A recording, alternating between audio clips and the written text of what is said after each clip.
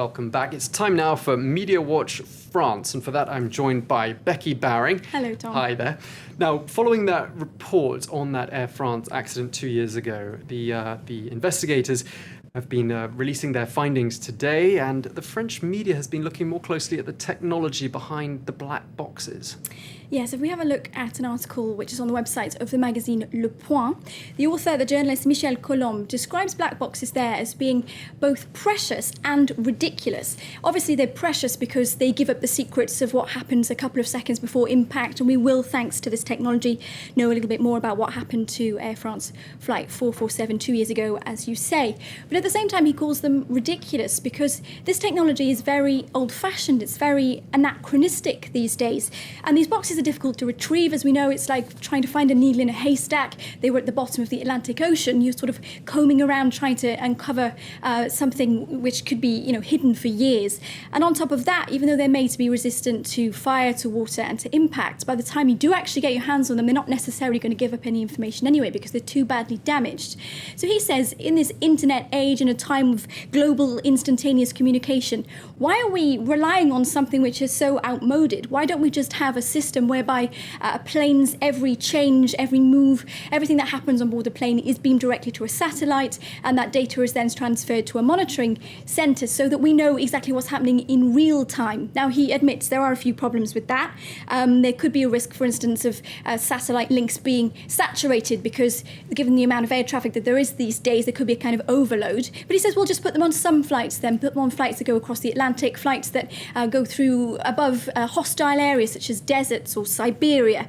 Another problem is also that pilots might be a bit reticent because it means that their employers can essentially keep tabs on every single thing they do. So that could maybe undermine that kind of trust in what is a very responsible job.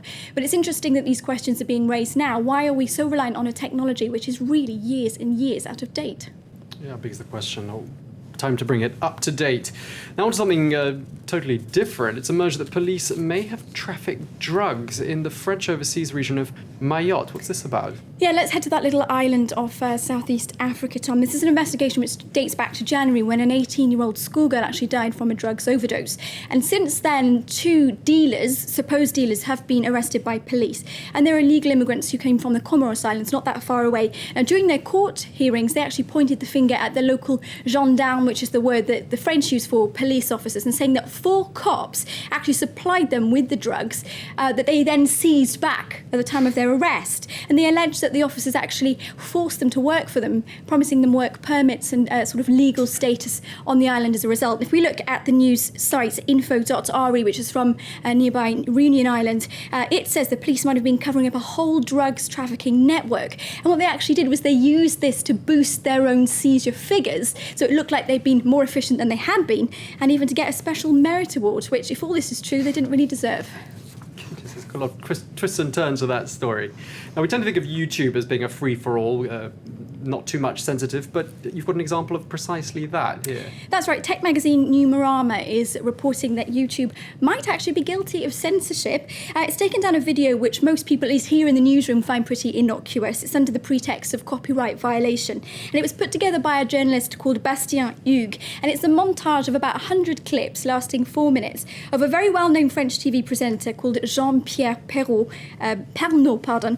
He's known as JPP, and he presents the lunchtime bulletins on the TF1 National News Network. Very familiar face here in France. Very well known here in France, and maybe not so well known with our viewers. And this clip is in French, but I think if we take a look, you'll probably pretty soon pick up the gist of what he's trying to say.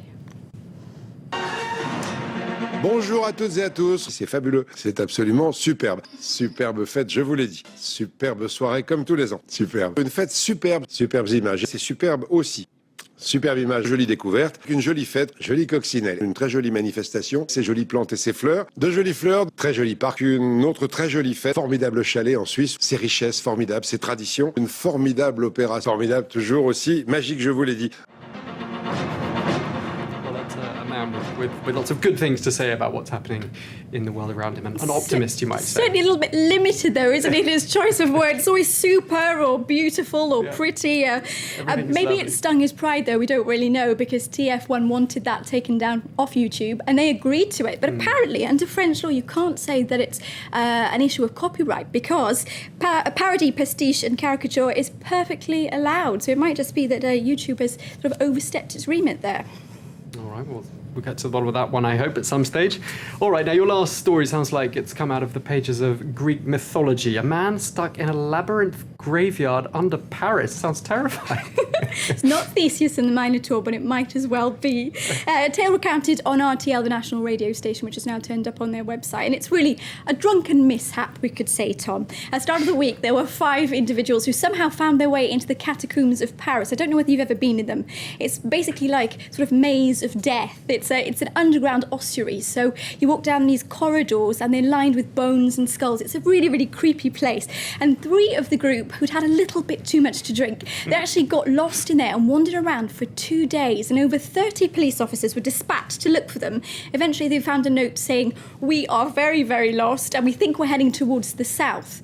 Eventually, they were discovered, completely exhausted, and they escaped with just a fine and a scare, a fine of €135, because it is actually banned. You're not allowed to go down wandering under any of the ossuaries, of course, under Paris or any other cities here in France. Now, you've never been there, have you? No, I have. I've been to catacombs in other countries. Italy's got quite a number of them as well, and I have to say they're not my favourite kinds of places to visit in my spare time. They're not, and you can't tell if it's day or night. It's completely bewildering down there. And I went, I think we have a picture, hopefully we can show a picture of what happened to me. Oh goodness, so you got locked in. Well, actually, that's not it. I wasn't stuck, but there are a lot of, it's like a maze, because there are a lot of corridors that are blocked off, and you can't find your way back out again easily. So I understand how this happens, but they have signs saying, "Stop, this is the empire of death," and "Where is death? Always ahead or behind. Scarcely it's here, then it is gone again." So if you want to get in touch with your own mortality, Tom, that's the place to go. It reminds me of that film, The Goonies, that Steven Spielberg film in the 80s. Don't think Hopefully you'll not so catch many me in booby there. traps. You won't catch me down there. All right, thanks very much indeed, Becky Barron. Thank you. Well, I'll be back very shortly with more news, but first, here's what's making waves in the world of cyberspace. The worst day of my life, Cam says.